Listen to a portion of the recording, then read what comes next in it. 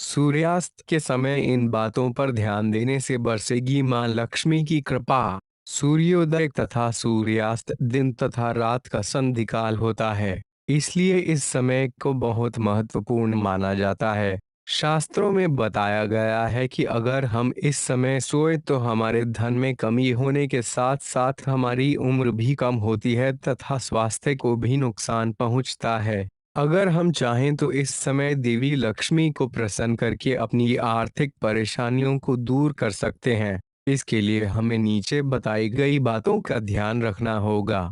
जिन घरों में तुलसी की नियमित रूप से पूजा होती है वहां मां लक्ष्मी की बहुत कृपा रहती है।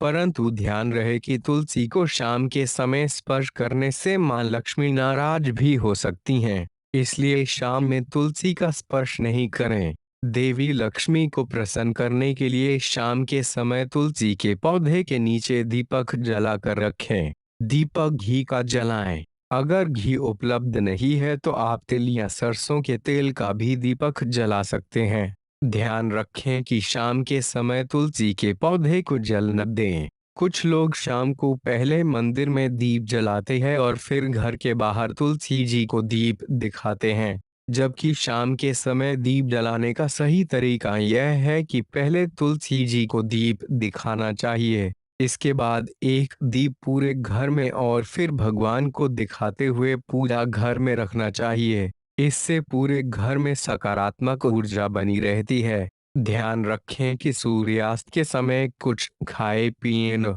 इस समय को शास्त्रों में ध्यान और पूजन का समय कहा गया है। इस समय हमें सोने से बचना चाहिए, क्योंकि जो इस समय सोता है देवी लक्ष्मी उस घर से रूठकर चली जाती है। जब शाम ढल रही हो उस समय कपूर जलाकर सभी कमरों में घुमाना चाहिए और जलते कपूर को घर के मुख्य द्वार पर रखना चाहिए। इससे घर में से नकारात्मक ऊर्जा चली जाती है, जिससे घर में सुख शांति और लक्ष्मी का वास होता है।